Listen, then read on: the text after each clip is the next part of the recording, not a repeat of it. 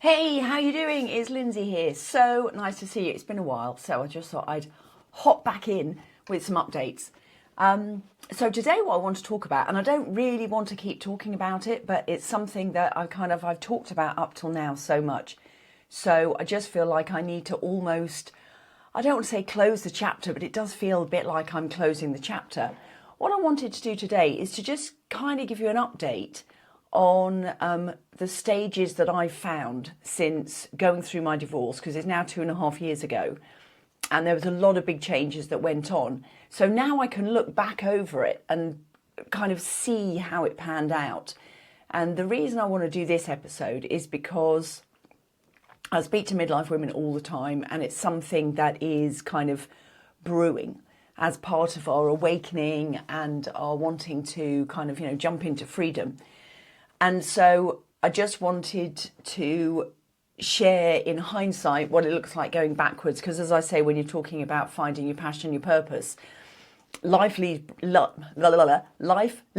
breadcrumbs, but you can only see them looking back on them. You can't see them looking forward, because otherwise that would be really easy, wouldn't it? And you wouldn't learn the lessons.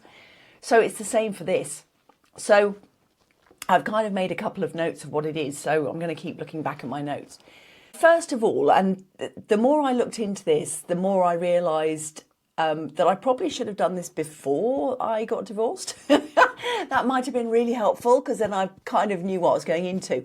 Although, you know what? People try to warn me what I might experience. And I remember even when somebody said to me, it'll take you about a year or two to bounce back. I was like, no way. I'll be running before that, and I'll be fine. And anyway, here we are, 2.5 years in. And I've just recently completely turned a corner. And there's been waves. And as I say, I'm going to break it down for you. So if you are either even contemplating it, this might be helpful for you, although you're probably still in the mindset of, no, it's got to be better, or I don't know, if you're open-minded enough to actually listen to these steps, hopefully they will be of some help. It's more likely to be helpful if you've just come out of it, or if you're partway through, because I think we all go through it. A bit like grief. It's very much like grief. We all go through sort of waves of it. And so I'm hoping that I can inspire you and show you that there really is light at the end of the tunnel. It's a bit like, when you're on the other side of the canyon and you can shout back, you're going, it's really nice over here. And this is my experience, but it's also, almost like a common experience that I found through doing more research. In hindsight, oh, if only we could be so wise. Anyway, so the first stage is the whole of the shock and the emotional roller coaster of it all. And I was driven by emotion, absolutely driven by emotion. You've been thinking about it. You've been trying to pull all the pieces together. You've been trying to be logical. And ultimately you're trying to survive, actually, is what it comes down to. Whatever your individual or your personal circumstances with it, there can be so much. And that's a really, really personal thing. But basically that first initial bit, and I can't tell you how long or how short it lasts, because it's entirely dependent on the individual and your situation. But what I would suggest in that first stage is the best thing that you can do is accept help when it's offered to you, because take it because you'll need it. Make sure that you're doing stuff to look after yourself and to really look after, like grounding your energy, making sure you're getting sleep, even though that can be challenging.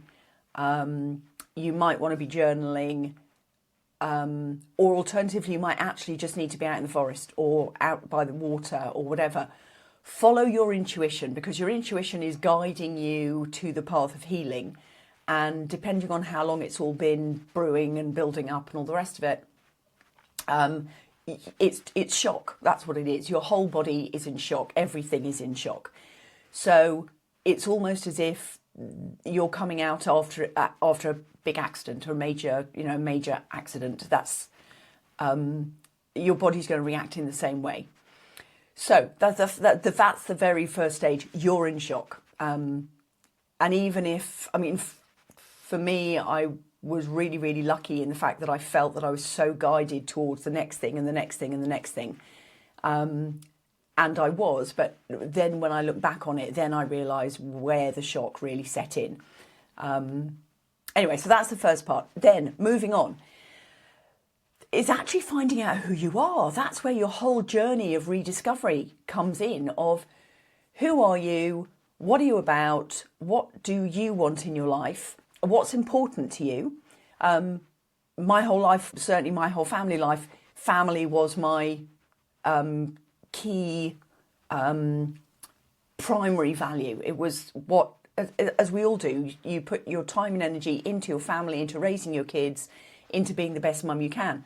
So that's exactly what I had to start unraveling of, okay, well that's, and I guess it's the same also for any empty nester. That was so important to you, but it can't be your focus now, because otherwise how do you move on? So you got to kind of think, that's when it's really helpful to actually start rediscovering your passions. Doing the slightest things that may bring you joy, may bring you some fun, and you can start discovering what's important again to you and how that helps you to feel better, actually. Because I'd say that's one of your priorities. You do need to do stuff just to be nice to yourself and just to feel better. Because the thing is, you wouldn't be in this situation if you hadn't been through a certain amount of difficulty and emotional difficulty as well. There may well have been other sorts of difficulty in there, but ultimately you're coming out of that. So you do need to rebuild your self-identity, and don't rush it. Just let go of labels, let go of expectations, really start exploring your new interests, your passions, and ways to express yourself. The other thing that was really helpful to me was actually connecting with old friends, because after my divorce I came back to England, and I connected with school friends, with university friends, with like before marriage friends, and I cannot tell you how reassuring it was, because they remind you of who you are. And it's so important, because you've got to rebuild yourself as to find out, you know, where you're going. And thing is, I mean, you'll hear about this as we go on, so much has changed, and you're going to find so many new qualities about yourself.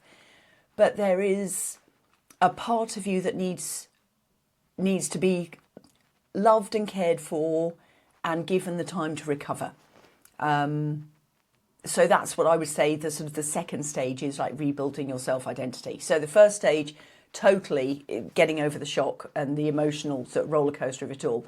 Second stage is rebuilding your identity, and that can happen in tiny, tiny, tiny steps, and then you might make one leap forward and then tiny, tiny, tiny steps again, and it's all perfect as it is. So the third stage, I would say, is releasing emotional baggage. And it took me, even though I'm a coach and a healer, and so I was doing healing things all the time and working with my friends who were healers. And then after a year, I think I finished my shamanic training. So I was in a week's sort of immersive recovery, I guess, and healing. But it was just before that time that I actually reached out to a therapist, because I knew that there were certain things that I couldn't let go of, and they were showing up in an unhealthy way. And I'd done everything I knew how to do. And of course, as you know, as a therapist or as somebody in any sort of healing modality, if that's you, well, I guess it's anybody actually, you try to work with the tools that you have and with what you know how to do, and you use all the resources available to you. But at that stage, after about a year, I knew that I needed to speak to somebody professionally, because it wasn't fair now on my family and friends if I was bringing stuff with me. And it wasn't as if I was breaking down and crying all over the place. And if you are, that's okay too, by the way. But there was certain stuff that it was too personal, it was too private. And And because it was family and friends, there was no way I was going to go bad-mouthing anybody, because that wasn't the nature of well, it's not the nature of who I am, but it wasn't the nature of the relationship. That didn't need to happen, but I did need to unravel some of what had happened. And so I called on a therapist, and I had a couple of sessions with her. And she actually said, when I said, okay, I think that's good. And she actually said, I wouldn't normally let somebody go after just a couple of sessions. But she said, considering what you do and considering you're about to go into a week of healing, I think you're okay to do that. And those couple of sessions I had with her were so helpful. And so that's what I would say.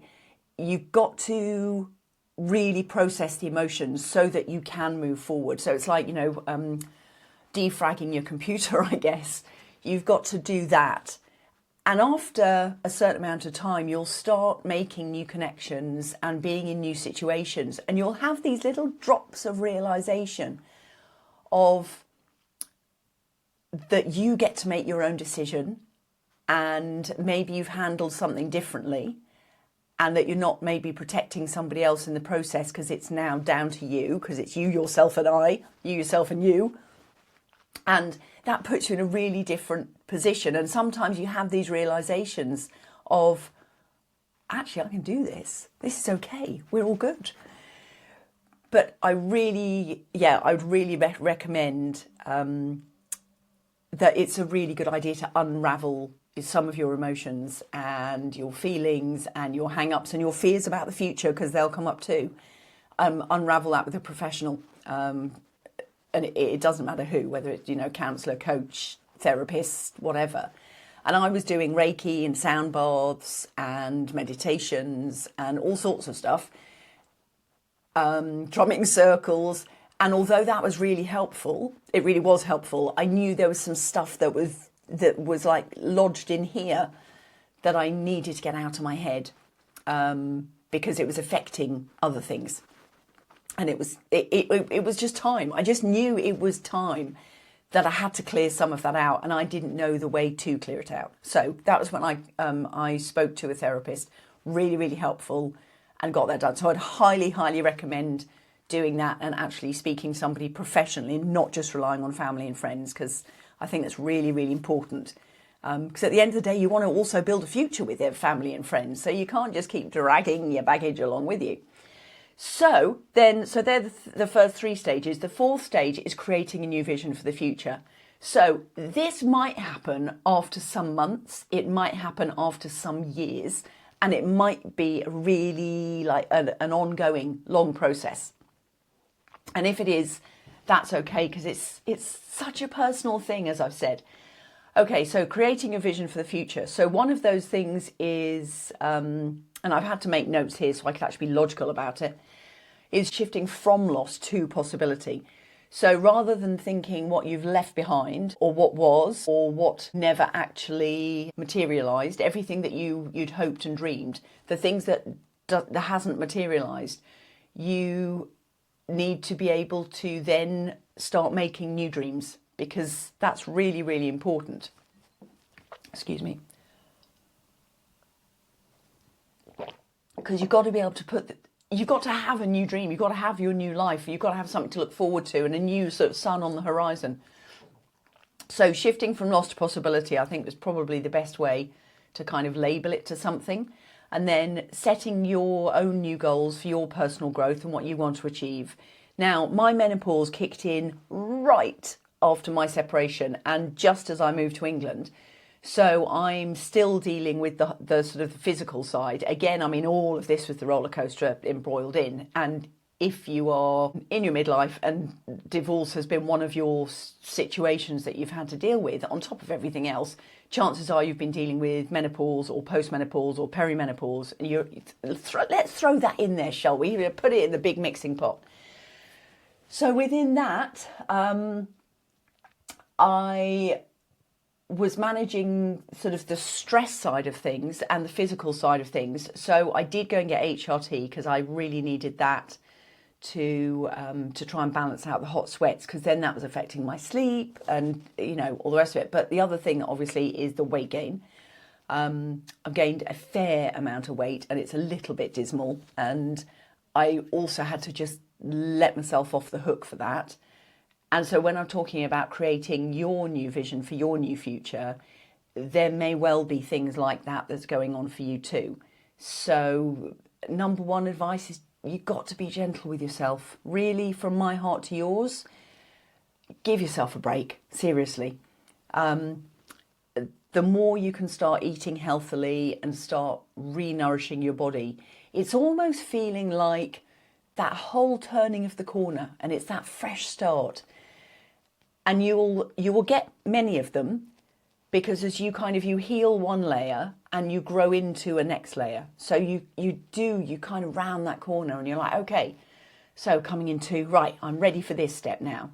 And so when you're ready for that step, then you can start making goals for whether it's, a weight loss journey, or you're making goals for rebuilding your finances, or buy your own house, or obviously it depends on, how you finish the relationship.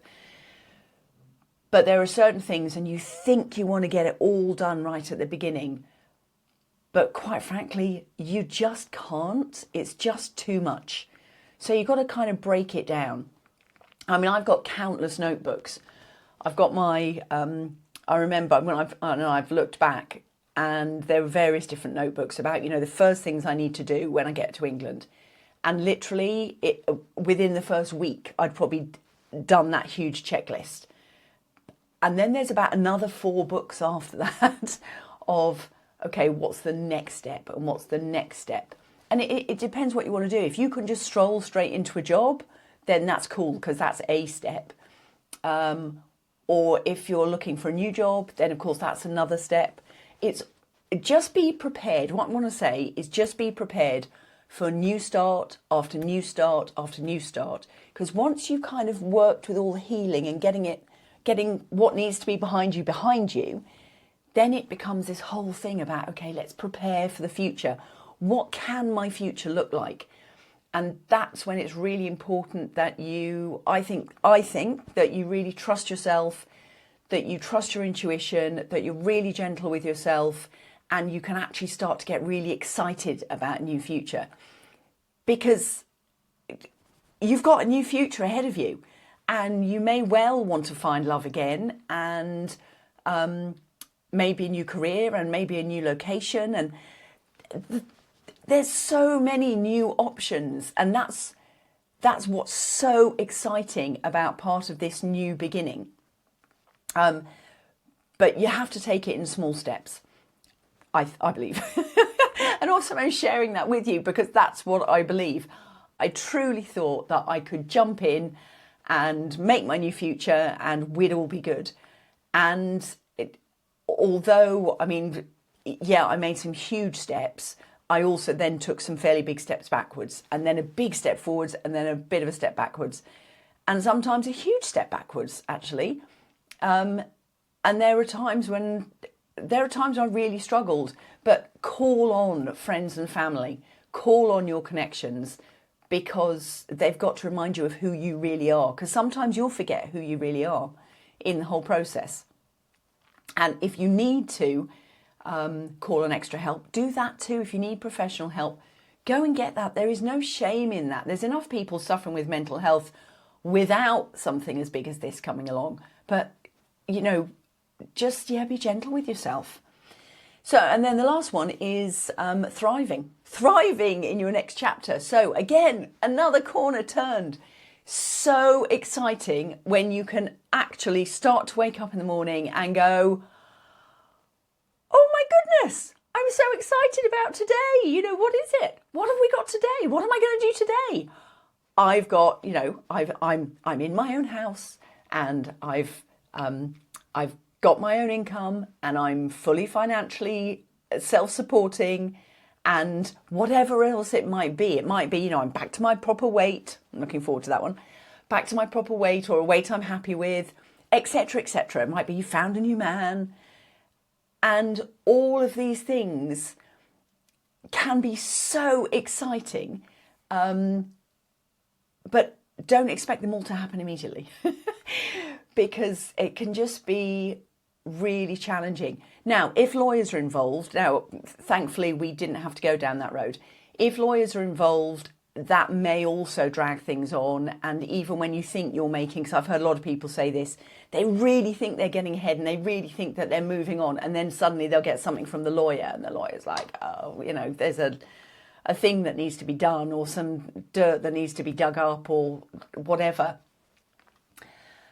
Even if you've got that situation, make sure that you're giving yourself the recovery time you need, because that's part of midlife as well.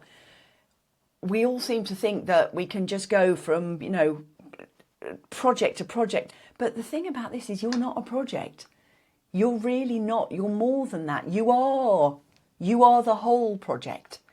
And nothing else can function and nothing else can work unless you really appreciate how important you are now. You are the centre of your world. And there is nobody that's more important. And even when kids are involved, there is nobody that's more important for you to focus on getting back on track. Because once you're back on track, then you can also help everybody else. If that's the situation you need to be in. But and the reason I'm making this is because, I mean, I talked about this with a friend and I went, I just don't want to keep talking about divorce. You know, that's not the energy that I want to share with the world.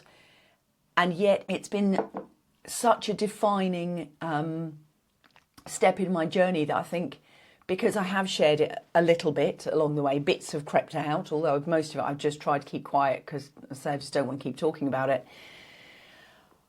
I feel now that it's closed and I am now the person that I didn't even know that I could be, but I feel like I've moved on enough that I'm really proud of who I am now and who I've become through all of it. So that's how I can kind of shine a light on it.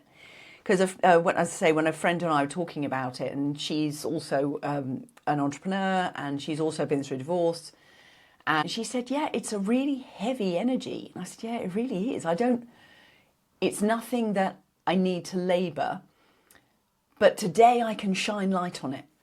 And I've done so much work on becoming who I am, actually, and being really proud of who I am and what I've done and what I've achieved, and learning to congratulate myself for that I want to share this with you. So wherever you are in the process, or even if it's looming for you, or if you fear that might be the case, because I wouldn't wish it on anybody, got to be honest with you, I would not wish it on anybody. And also it is the best situation for certain people, and no judgment. For me, there is no judgment with divorce. You being left or you leaving, no judgment, other than you've got to just figure out what's right for you and make those moves. And don't be surprised if the journey is a lot more than you thought, and if it's it makes you dig deep. I think that's really what I want to say about it. It makes you dig deep into who you are. Now, with any sort of healing, the deeper that you go down, I feel actually the stronger your foundations become. And I've been listening to stuff constantly for the last 2.5 years to make sure my head was in the right place. So those are kind of the emotional, I'd say the 5 emotional steps. The really practical steps that I took, which I do believe have really helped me, especially because of menopause as well, as I said, I started Nordic pole walking because I couldn't run anymore because my body hurt too much. I couldn't sleep. I couldn't bear the thought going to the gym because I was having hot sweats all the time. But so what I did do is the moment I woke up, literally as soon as I could, I hopped out of bed, or groaned out of bed as the case may be, and just put on walking gear and I got out walking with Nordic poles. The reason I did Nordic pole walking is because it's a little bit more intensive than just walking, but it allowed me to get outside. So there's all of the benefits of having the sunlight on your face as soon as you wake up, or even fresh air on your face if it's a dark winter morning. But getting out and getting that fresh air has been an absolute essential through the entire time. I still do it every day now. But that was something that I started even before we sort of made the split, because something needed to keep me from spiraling into, blame, guilt, misery, fear, all of those places that you just don't want to go. So walking was one of the things that really helped me. It's probably also really helped with my hormones. When I happen to be out walking, I actually have met new friends. And the new friends, because obviously I moved to a new place, didn't know anybody. And I think that's one of the other things that breaks down is the social. Because it's like, his friends, your friends, who stays, who goes, family, who stays, who goes. I mean, all the rest of it. Anyway, so I made some completely new friends through walking in the morning. And I am so grateful for those friends. And I don't know if they'll ever know actually how grateful I am for them. But they really, really helped me just to feel like there was some normality going on some days. So that's one of the practical things that I'd really recommend. Make sure you're looking after your diet, because your emotions may well be spiraling. And if you throw menopause in there as well, oh, what a lovely cocktail that is. Sometimes, especially if kids are involved, you're going to have your healing to do and they've got theirs to process too. What I found to be really helpful is sometimes everybody just needs space. There's a lot of ums in this one today, and I'm sorry about that, but it's not a light, cheery topic. It's an earthy, grounding reality topic, and it happens to a huge percentage of the population, and it involves so many people. So yeah, sometimes you do just need to have space.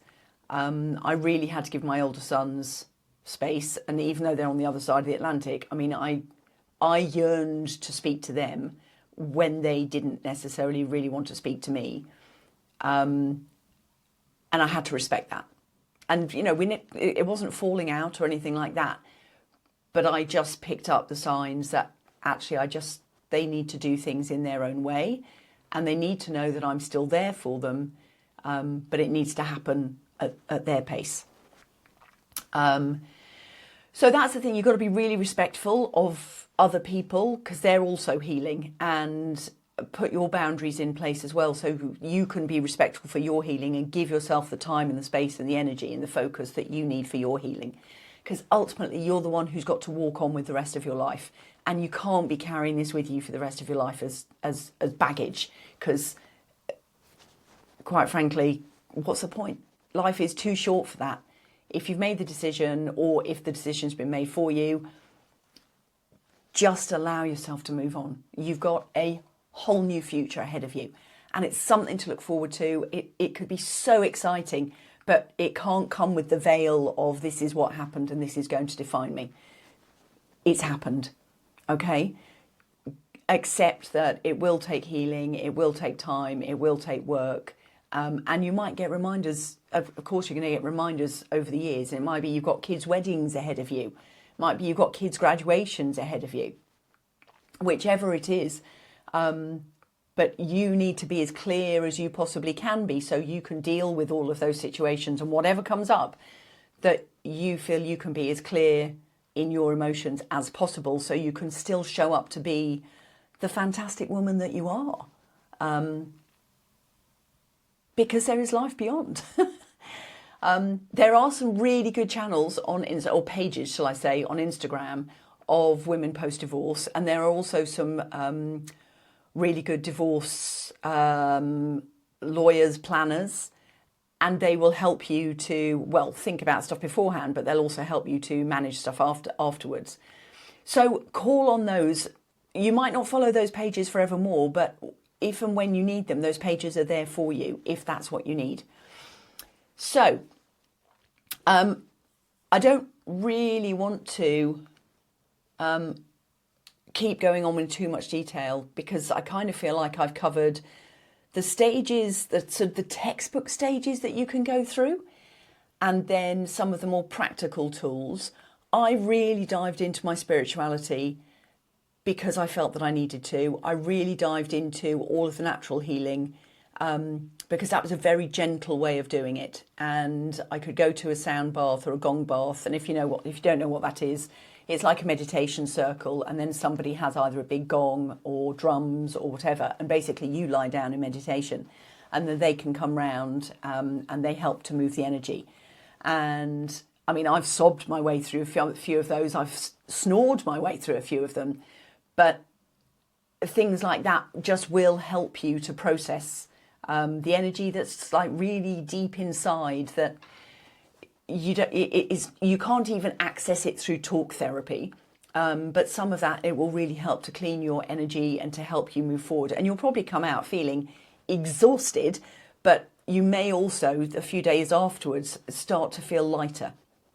And so things like that, call in all of those. Aromatherapy, homeopathy. I worked with a homeopath as well. That was really helpful. For me, I worked with the horses as well, and the horses really helped me to heal my energy. So to spend time with pets, anything like that, call in all the healing modalities you can, because I would sooner explore all of those than somebody, just give you a tablet. Because at the end of the day, if you're just on a tablet, although it may well be like a Band-Aid, and again, no judgment, if that's the route and that's what you need, then do that. The difference is you're not dealing with any of the emotions. Whereas if you go through some of the natural processes and you go through some of sort of like the support that's out there, you seem to process the information and move through the feelings. And so you know that they're clear. Because unless you experience them, it's like any feelings, unless you experience them, you can't come out of the other side. Because no feeling, if you actually deal with it, no feeling is going to stay around forever. No anger, no sadness, no fear, no bitterness, none of it is going to stay around forever if you actually face it and address it. Whereas if you just try and suppress it, then that's when it plays out in the future, and that's when it starts to really wreak havoc. Wreak havoc, is that the expression? Starts to really wreak havoc on trying to create a new future. So definitely, deal with the emotions and get all the healing support that you possibly can, and also community and that sort of thing. And there's also an element of kind of give yourself a deadline. When you realise it's the timer on this is 33:33, which I just think's lovely and very synchronistic. So I am going to wrap it up right now. But what I would love to do is just to share a card with you, because cards have really helped me to feel supported, feel seen, feel reassured. So let me just pull one card of the angels, gods and goddesses for you, and let's see if something illuminating comes up. Let me turn them that way, and then I can't see who's looking at me. Can't see which angels are looking at me. Right, way, there we go. Who have we got? Okay, we've got the angel of psychic ability, and we've got the goddess of the unknown, which you're going to love the reading on that. The goddess of the unknown is a new chapter of your life is around the corner. Remove fear and embrace the unknown. Okay, so I think that is the perfect card for us. And then this other one is just the angel of psychic abilities. Your intuitive and psychic abilities are very strong at the moment. So if this speaks to you, and if you're still with me, this probably does speak to you, trust your intuition. Always trust your intuition. And especially as you're going through healing, trust your intuition and know that you're not going to know the steps. And that's okay, because you don't need to know the steps. I've kind of given you an outline of what to expect if you're in that position. But it's an individual journey for all of us, okay? And if you can get through this way quicker than I did, kind of fantastic, and kind of it's all a personal journey. Anyway, look, I really hope that's helpful. If you've got any thoughts about your journey or any questions about what's happening with you, feel free to email me directly. It's lindsay.swart@gmail.com, or you can message me through YouTube or on Instagram. And my new page is I am Lindsay de Swart. So please reach out to me because I am here to help. I do feel like I'm on the other side of it now, and I feel like, the wounds have healed and the light is shining and we're good to go. So I'd love to be able to help you too. Okay, take care. Lots of love. Bye.